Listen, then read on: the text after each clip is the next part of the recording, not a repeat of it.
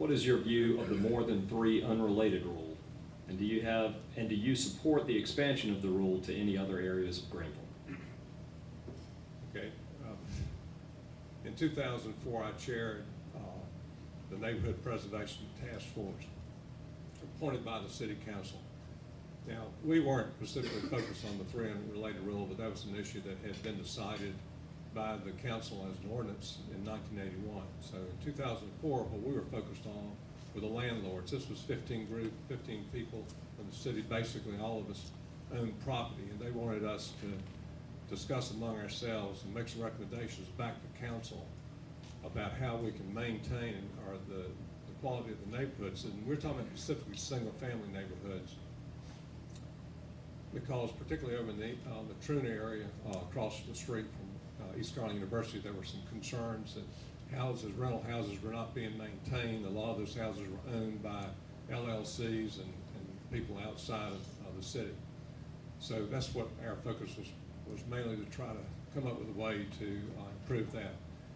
Now, the 3 unrelated rule was discussed, and I would revisit that rule. I feel like the way that was pushed down on top of the people in that neighborhood to make that change was wrong.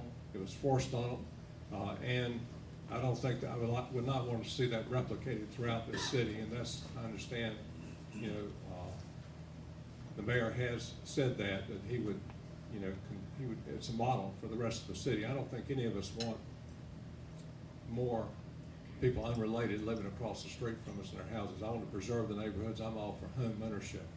Thank you. I do not support the expansion of this to any other areas of the city. How much clearer can you get than that? And that was never the intent from the beginning. We were approached because on our campus edge, an area that I lived as a student, that I felt comfortable walking at 10 or 11 or 12 at night, that we had members of sororities and families that were scared to walk once it turned dark. We had gang activity moving in on Meade and Stancil, a couple blocks from campus. My law enforcement tactical units were having to set up shop blocks from campus, dealing with criminal activity they'd never seen on the campus edge. We had drive-by shootings on Rotary Street. Scared individuals showed me bullet holes over their door frames. A guy got shot in the leg. They were so brazen they came back twice.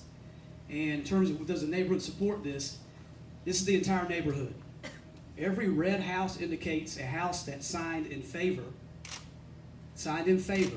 of supporting this initiative for this neighborhood. This was always about protecting our university neighborhood. It was always about protecting this certain area. And sometimes you got to be brave and stand up, and even when you got a loud minority that want to express things. So now I've got a petition here of over 1,000 signatures that live in that neighborhood that want that area to be adjusted. What are you supposed to do as a city council? Do you ignore those people? That's 87% of that neighborhood, so we did the right thing there. I look forward to that continue to improve. It's not perfect.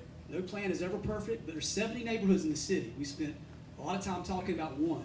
We need to start focusing on every neighborhood in the city.